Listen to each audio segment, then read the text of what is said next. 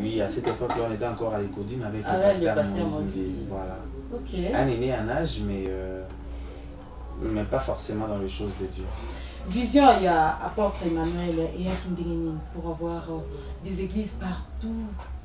J'étais trop petit, mais je pouvais entendre de la bouche de l'apôtre un dimanche en train de dire qu'il était à la recherche de la face de Dieu, qu'il priait le Seigneur et un jour reçoit une vision. Je ne sais pas si c'était pendant le sommeil ou en plein éveil, mais l'apôtre aurait reçu une vision où il se voyait en train de laver le pied de beaucoup de gens. Et jusqu'au point où il s'était fatigué, très fatigué, mais continuait à laver le pied des gens. Et que les gens qu'il avait lavé au premier tour étaient en train de l'accompagner dans ce lavage des pieds d'autres personnes. Et c'est ainsi que Dieu lui a donné cette vision-là depuis c'était Bethel. Et je pense bien que dans notre pays, probablement dans la communauté Église de Roselle, Cité Bethel doit être figuré parmi les premières églises, ou la première église à avoir beaucoup. Shalom, shalom peuple de Dieu, bienvenue dans cette émission Avis du public. Alors, vous savez très bien que nous sommes en deuil, nous avons perdu un homme de Dieu puissant qui a marqué son époque. Il s'agit donc de l'apôtre Emmanuel Mbiye, il était mort depuis hier à Paris. Alors sur ces, vous savez, ici à Tard de Télévision, nous recevons pour vous des acteurs politiques, nous recevons pour vous des apôtres, des pasteurs. Sur ce, j'ai l'honneur de recevoir pour vous un homme de Dieu. Lui, c'est le prophète, fils de l'apôtre Emmanuel Mbiye, la vie Massimo. Je vous salue, l'homme de Dieu. Je vous salue, madame, bonjour. Vous allez bien? Très bien, merci. Et vous? Ça va aussi. Tu croyez que fonctionne à eux qui parlent à l'église? Je suis chrétien, prophète des ministères, mais exerçant plusieurs fonctions dans l'église corps du Christ. Certains m'appellent berger parce que j'ai dirigé un ministère. Vous n'avez pas votre ministère? D'autres, le ministère est toujours là. Nous travaillons, nous fonctionnons. Mais depuis un temps, on avait un peu cessé avec les activités pour plusieurs raisons que je ne sais étaler sur le plateau. Mais nous allons répondre d'ici là. Nous avons l'honneur de vous recevoir dans notre plateau. Alors, sans plus tarder, j'aimerais que tu abordes la thématique Nabiso. Déjà, corps du Christ a perdu un homme de Dieu puissant, l'apôtre Mbiye.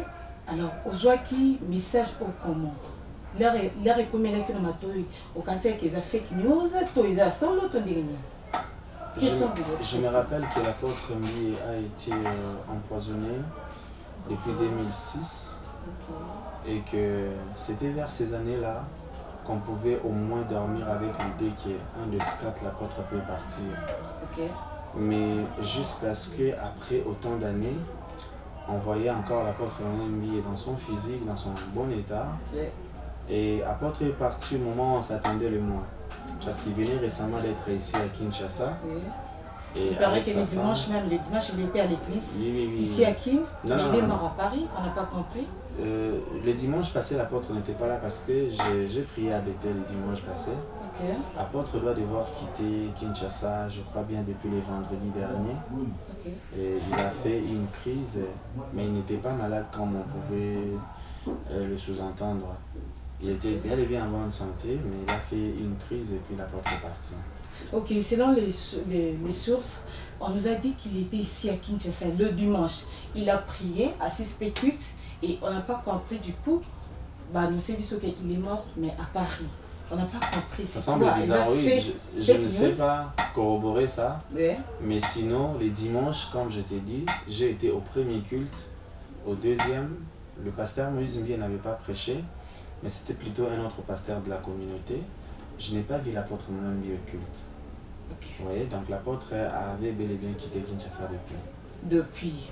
Très bien, qui était l'apôtre Emmanuel Mbiye? L'apôtre Emmanuel Mbiye était un homme de Dieu puissant. J'ai assisté à ses guérisons miracles. Ce n'était pas un homme qui pouvait traîner pour guérir les malades. Il suffisait d'une prière d'1 à 2 minutes, les malades se retrouvaient guéris. Apôtre Emmanuel Mbié, c'était quelqu'un de caractère un peu sévère. C'était quelqu'un qui veillait à l'église et à la réputation de l'église. C'était un homme versant les Écritures. Et c'est un plusieurs spirituel de beaucoup de pasteurs aujourd'hui qui dirigent des grandes assemblées. Et donc moi-même, je fais partie. Voilà. Donc Apôtre, c'était aussi un musicien. Il chantait aussi. Beaucoup ne savent pas que le groupe Étoile des louanges, c'est le groupe d'abord de l'apôtre Emmanuel. Non, il n'avait pas laissé un enfant. C'est-à-dire qu'il y avait des générations. À chaque fois que le musicien à l'église devenait mature, l'apôtre Emmanuel est sélectionné pour chanter avec lui. Et apôtre est un compositeur, auteur-compositeur de plusieurs chansons chrétiennes. Ah bon? Notamment Ah bon? Il était là juste pour composer et donner un... Oui, alors lui composait, il donnait. Un de ces très beaux cantiques que j'aime et que je raffole jusqu'aujourd'hui, c'est un cantique qu'il a donné au pasteur Kalamba de chanter. C'est quoi?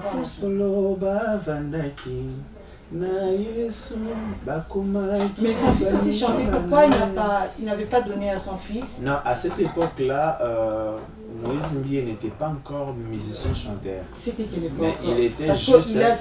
il a donné à Mike, pasteur Mike, apôtre Moïse Mbié et à Mike.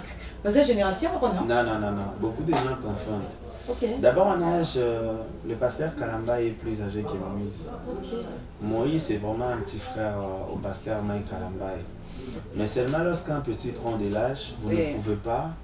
Mais devant les gens l'appelaient petit. Vous voyez?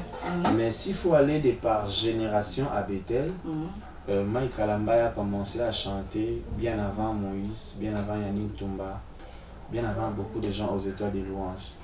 Et à l'époque où Apôtre a donné à Moïse Mbié, au pasteur Kalamba, la chanson là, Moïse Mbié ne faisait pas partie des... Voilà, le pasteur, excusez-moi, ne faisait pas partie des musiciens des étoiles des louanges. Kalamba et le pasteur étaient comme le cadet des musiciens des étoiles de louanges à cette époque-là. Parce qu'à cette époque-là, il faut dire, il y avait le Thomas Lekofé a été musicien au sein de l'histoire de louange. Le pasteur... Et vous étiez à l'Écodim? Oui, à cette époque-là, on était encore à l'Écodim avec le pasteur Moïse. Voilà. Un aîné en âge, mais pas forcément dans les choses de Dieu. Vision, il y a apôtre Emmanuel et Akindéguénine pour avoir des églises partout. J'étais trop petit, mais je pouvais entendre de la bouche de l'apôtre un dimanche en train de dire qu'il était à la recherche de la face de Dieu, qu'il priait le Seigneur et un jour reçoit une vision. Je ne sais pas si c'était pendant le sommeil ou en plein éveil, mais l'apôtre aurait reçu une vision où il se voyait en train de laver le pied de beaucoup de gens. Et jusqu'au point où il s'était fatigué, très fatigué, mais continuait à laver le pied des gens. Et que les gens qu'il avait lavé au premier tour étaient en train de l'accompagner dans ce lavage des pieds d'autres personnes. Et c'est ainsi que Dieu lui a donné cette vision-là depuis c'était Bethel. Et je pense bien que dans notre pays, probablement dans la communauté Église de Roselle, Cité Bethel doit être figuré parmi les premières églises, ou la première église à avoir beaucoup. Et alors beaucoup des ensemblés partout à travers le monde et à travers la République. Ça peut être combien? Déjà en 2006, ici déjà à Kinshasa, on pouvait compter plus de 125 ensembles en 2006. Déjà seulement à Kinshasa. S'il faut compter dans les provinces et s'il faut compter à travers l'échelle internationale, je pense que l'église Cité Bethel se retrouve presque partout. Le message est apôtre qui est basé sur quoi? La sainte doctrine. La sainte doctrine. L'apôtre Emmanuel Mbié est veillé au comportement et à la conduite de l'église corps du Christ. Ce qui fait que ceux qui ont vécu Cité Bethel du temps de l'apôtre Emmanuel Mbié vous diront que à cette époque-là, l'apôtre était très rigoureux. Très rigoureux. À cette époque-là, en tout cas, il n'y avait pas d'aventures qu'on peut remarquer aujourd'hui dans certaines assemblées.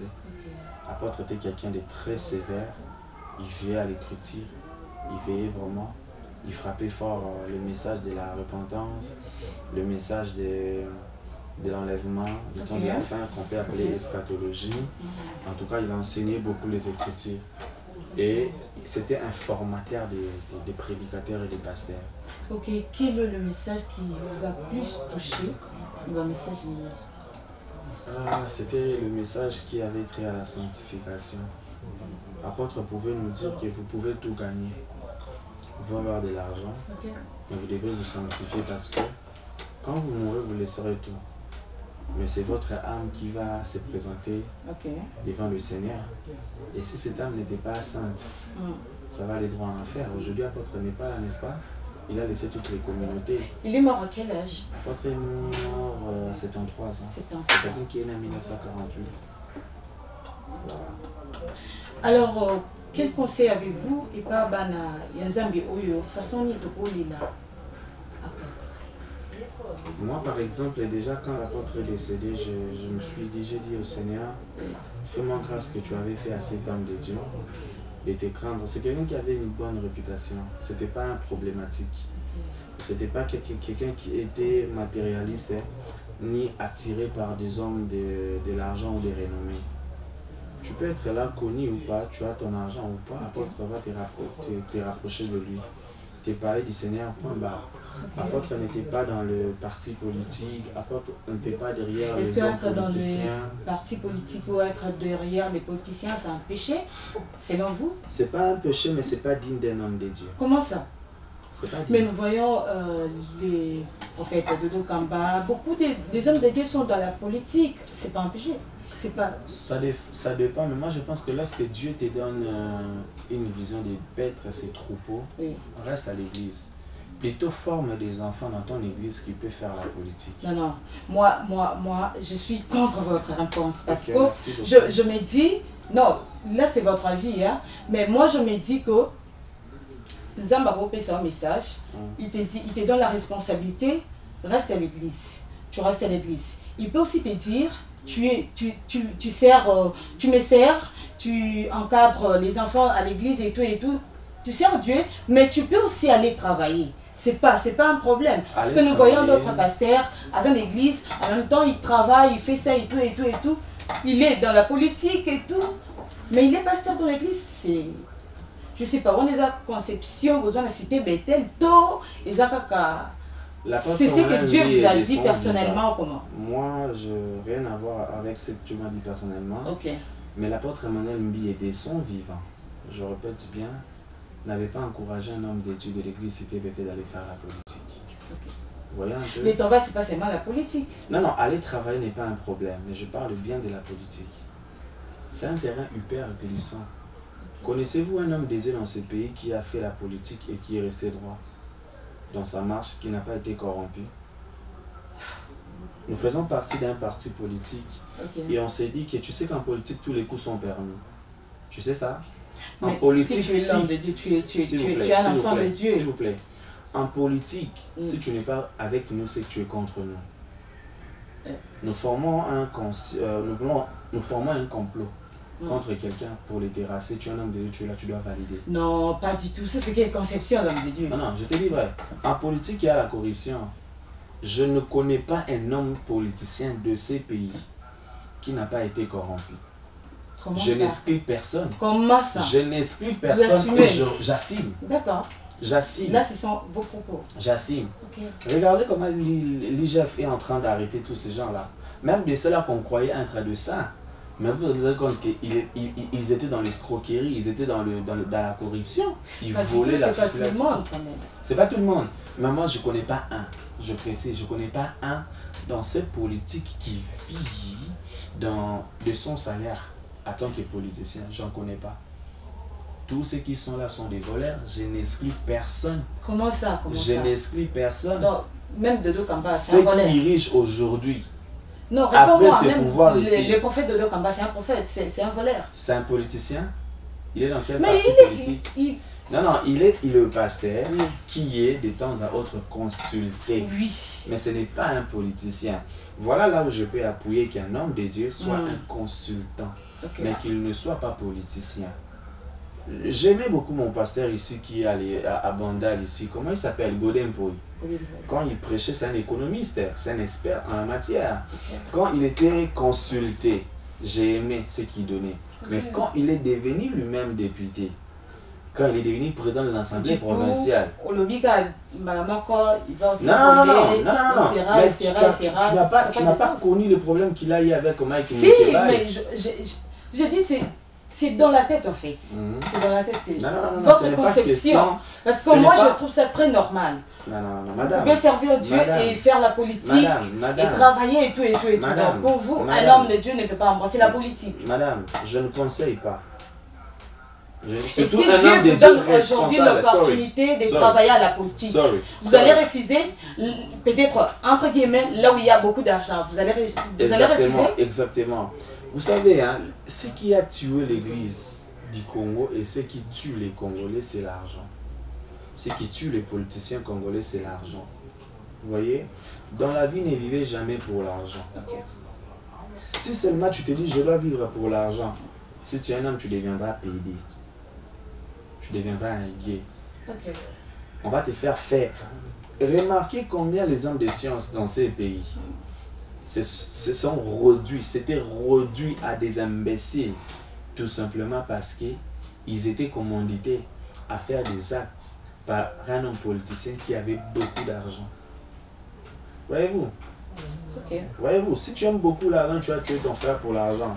Moi, je vous ai posé la question, j'aimerais savoir si Dieu vous dit personnellement aujourd'hui, allez travailler, tu es à l'église et puis va travailler, va à la politique. Et puis Dieu te donne une place seulement à la politique. Heureusement, tu me parles d'une supposition, chose qui n'est pas faite, chose que Dieu aussi ne m'a rien dit jusque-là. Mais je pense que les hommes de Dieu de ces pays doivent se chercher d'autres moyens de se faire de l'argent que de se faire de l'argent par l'église ou par la politique. Même quand on est homme de Dieu, on n'est pas homme de Dieu pour s'en mais nous devons être là, la politique, pour changer les choses, nous les chrétiens. Vous pensez que c'est le fait d'être chrétien qu'on peut changer les choses? Non. C'est seulement le fait d'avoir la conscience.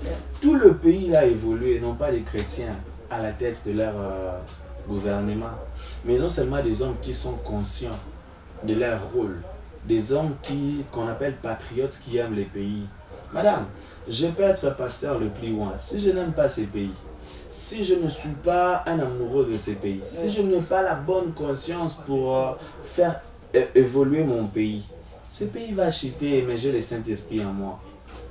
Voyez-vous, ça va chuter. Un homme de ministère doit paître les brebis, veiller à ce que quand le Seigneur Jésus reviendra, qu'il me dise au moins, je t'ai redonné 100 brebis, au moins 70 vont aller au ciel. Je pense bien que si les hommes de Dieu de ma génération ou de mon pays pouvaient se poser une telle question, certains hommes de Dieu éviteraient des bêtises simplement pour gagner les âmes. Des bêtises quand? Des bêtises, c'est-à-dire divorcer. Laisse-moi énumérer. Divorcer, oui. Être polygame, être coureur de jupons, accepter la corruption. Mais le divorce, pasteur, prophète, le divorce, quand on est dans une relation, en fait nous sommes mariés, et puis ça ne marche pas, qu'est-ce qu'on peut faire? On ne peut pas divorcer? On doit supporter? Madame, la Bible me dit dans 1 Corinthiens chapitre 12, l'amour supporte tout, pardonne tout, esquisse tout et croit en tout. Je pense qu'avant que l'on ne devienne marié, il y a des processus à respecter. Il y a des étapes à suivre. C'est-à-dire vous êtes au moins passé par le fiançailles. Et les fiançailles va de 1 à 6 mois, voire même à 2 ans. Alors si pendant le période des fiançailles, on fait 3 mois, 2 mois. Si c'est très tôt, alors voilà pourquoi il y a beaucoup de divorces. En réalité, on ne pousse pas quelqu'un qu'on ne connaît pas. Justement. On doit épouser la personne qu'on connaît. Et la personne qu'on connaît, on doit apprendre à connaître ses défauts et ses qualités. Mais si on se décide de l'épouser, ça veut dire je l'accepte malgré ses défauts. Alors, comment celui que tu as accepté? Mais si vous restez pendant 2 mois, pendant le fiançailles, vous restez pendant 2 mois, ne pouvez pas m'écouter? Madame, c'est très tôt pour connaître quelqu'un. Déjà, quand vous commencez une relation et que tu dis à une femme, I want to marry you, c'est-à-dire je veux t'épouser. Ouais, un peu. Un jour, ce n'est pas un bolinga dans le bas là. Tu vois un peu. Déjà, dès que vous dites ça à une femme, non, pas le kuta. Dès que vous dites ça à une femme, sachez-le très bien que vous n'aurez pas le temps de la connaître. Elle va tout vous afficher comme comportement qui puisse vous pousser à l'épouser à tout prix. Pas toutes les femmes quand même. Pas toutes les femmes. Ce sont des choses qui peuvent arriver, que seulement à l'espace de 2 mois. Voilà. Dans l'espace de 2 mois, vous épousez la personne et vous vivez bien sans problème. Vous voyez? Mais moi, je ne conseille pas en tout cas. Je pense que s'il faut conseiller à quelqu'un, c'est prends ton temps de connaître la personne que tu veux épouser. Un homme peut être beau et avec qui vous pouvez faire des beaux enfants. Mais seulement, il peut aussi t'amener à la mort. Beaucoup ont trouvé la mort dans leur mariage. Donc, ça aurait été mieux pour eux d'être célibataire que de se marier et de finir par mourir. Vous voyez un peu?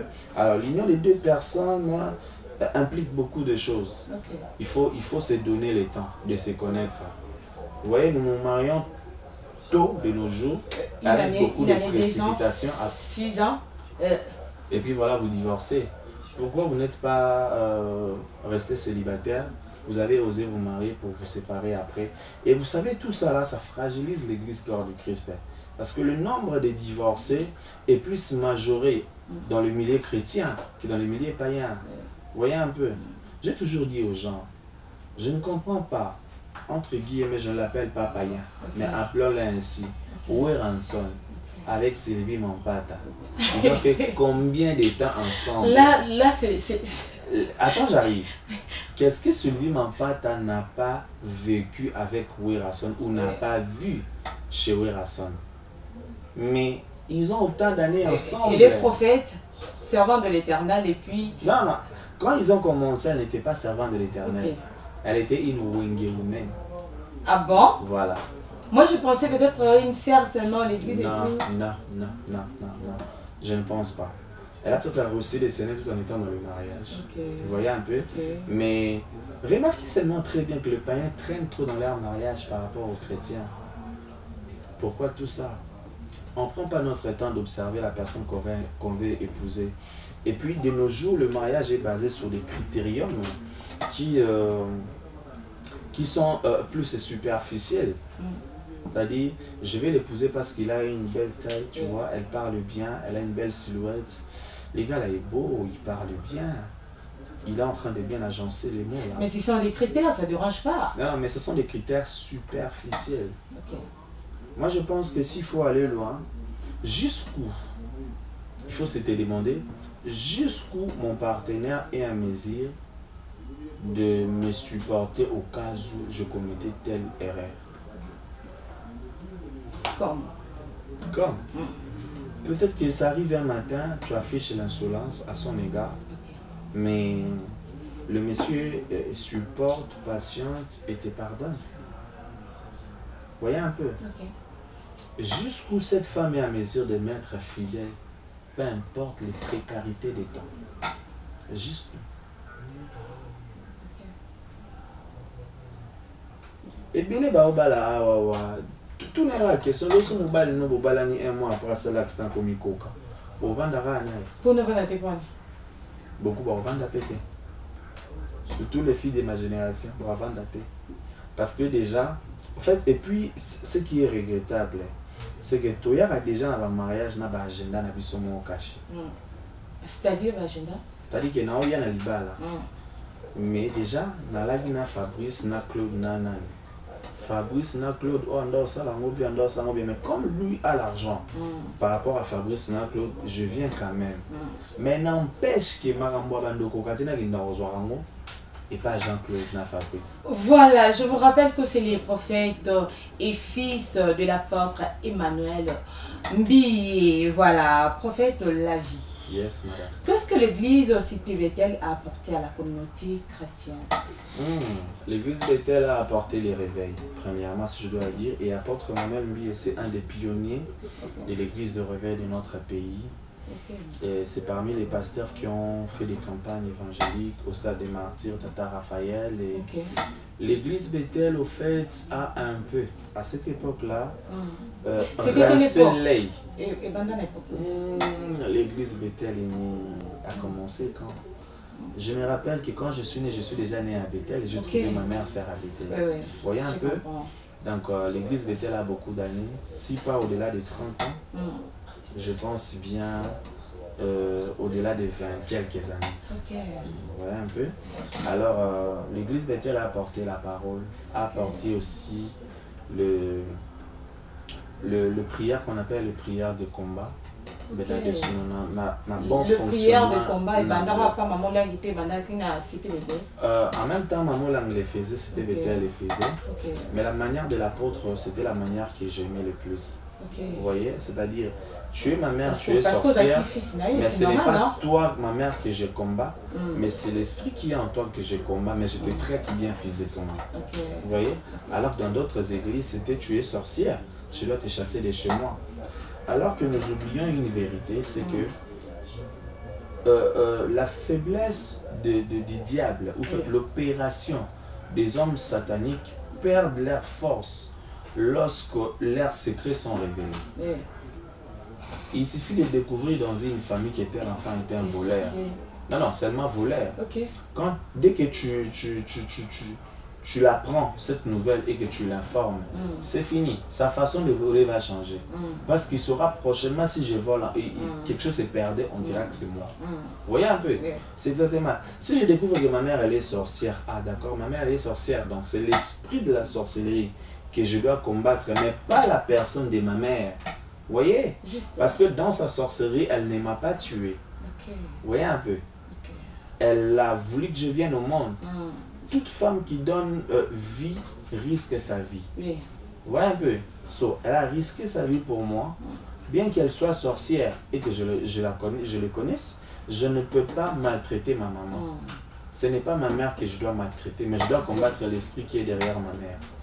Dieu n'a pas créé des hommes sorciers. Dieu n'a pas créé des démons. Ce sont des esprits qui habitent les gens. Dès que vous chassez l'esprit, la personne agréable à Dieu. Par exemple, une personne qui est sorcière, vous savez, délivrance, et puis beaucoup de gens disent que sorcellerie qui est raté facilement. Si sorcellerie qui est raté, je ne trouve pas l'importance de la mort de Jésus sur la croix. Il a dépouillé les dominations. Il a dépouillé les forces dans le lieu céleste. D'abord, la sorcellerie, c'est le niveau le plus bas des mondes occultes. C'est le niveau le plus bas, le niveau le plus haut. Jésus les a dépouillés. A forcerie, le niveau le plus bas. Et l'église, ça c'est le rôle de l'église. Hein. Tu sais, de nos jours, je me dis que le réveil a sommeil un peu. Justement parce que on ne voit plus ces repentances-là comme on voit à l'époque de l'apôtre Emmanuel Mbié. Où quelqu'un vient à l'église, il était encore là, il était encore là vivant.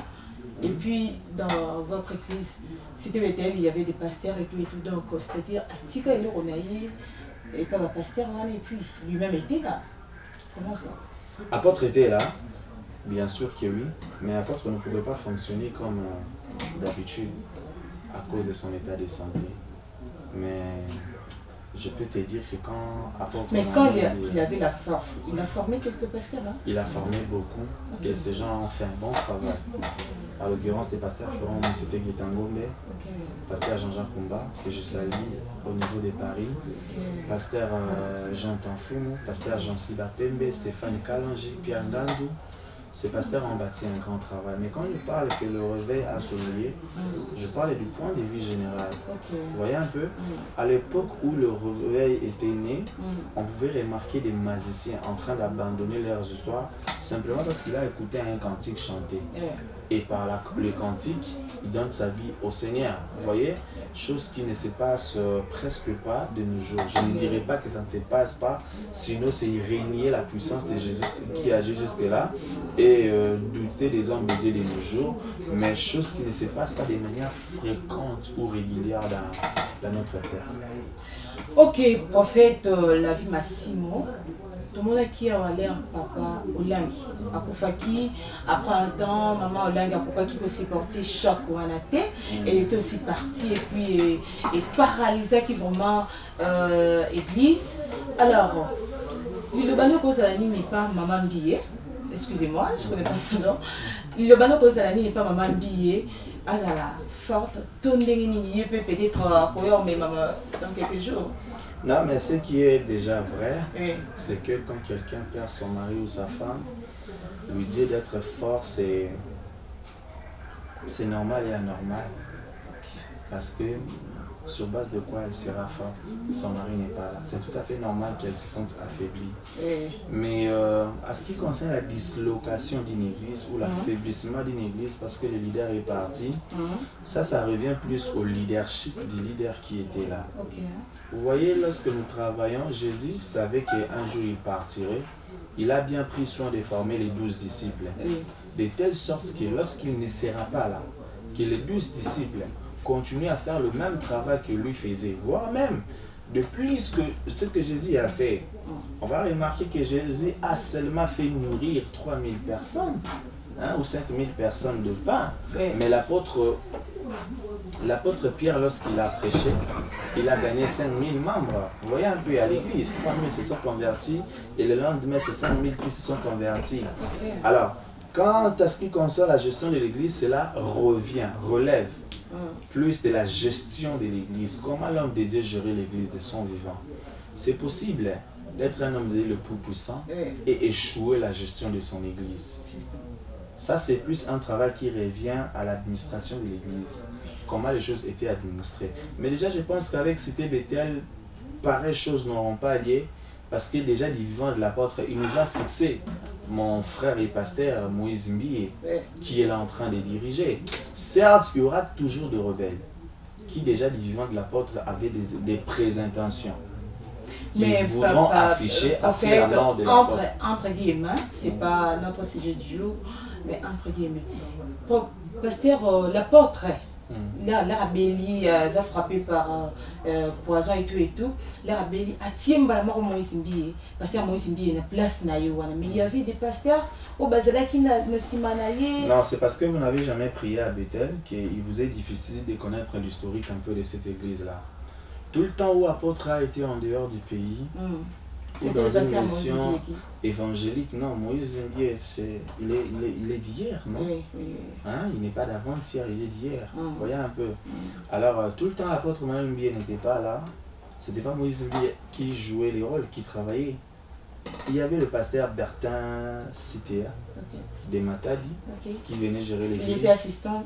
Oui, il y avait aussi le pasteur Florent Monsete Gitangombe, qui dirigeait l'église. Il y avait le pasteur, le nom m'échappe un peu, mais il y avait bien des pasteurs qui venaient faire l'intérim de l'apôtre. Mais moi je pense que le fait que Moïse Mbiye puisse succéder à son papa n'a pas été mauvais du point de vue qu'il fait un bon travail. Vous voyez? De plus que ça, Moïse a quand même amené aussi l'église Bethel à un niveau que les autres pasteurs qui dirigeaient, qui intérimaient l'apôtre n'ont pas fait. Vous voyez un peu, ça valait la peine que Moïse soit là. Et vous savez, c'est très différent. Être un fils spirituel de quelqu'un, c'est faire sa fierté. Mais être le fils spirituel en même temps biologique, c'est faire double fois la fierté. Et donc Moïse Mbiye a conscience de ne pas échouer parce qu'il est fils spirituel de son papa, mais aussi biologique de son père. Vous voyez un peu, un enfant ne peut pas vouloir que l'œuvre que papa a commencé et bébakakabou. Sinon je suis un enfant maudit, puisque c'était un enfant béni. Comment il va dire mon ending est tombé au Bethel. Vous voyez, il y a des gens qui ne connaissaient pas Bethel, mais qui ont appris à connaître Bethel au travers de Moïse Mbiye. J'étais en Afrique du Sud, où j'ai vu d'autres nationalités chanter Moïse Mbiye et le reconnaître comme étant pasteur de Bethel.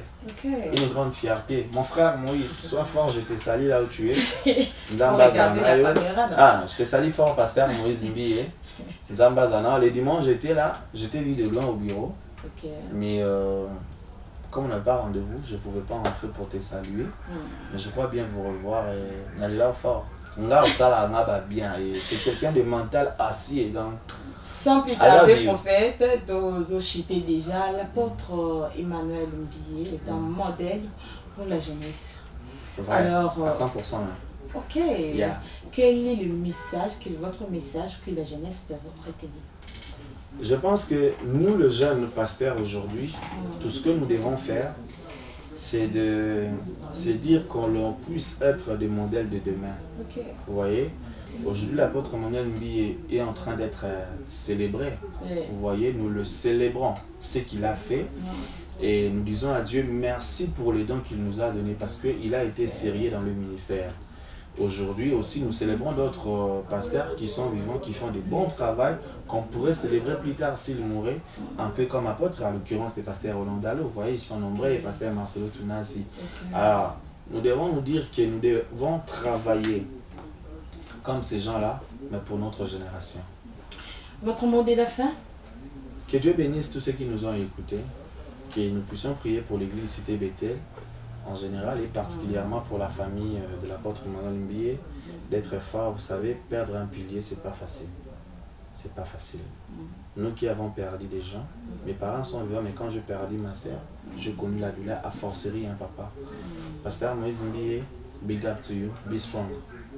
Voilà, c'était là le prophète Lavi Massimo. Alors, fidèles téléspectateurs de Garde Télévision, ça a été un grand plaisir pour moi d'être avec vous.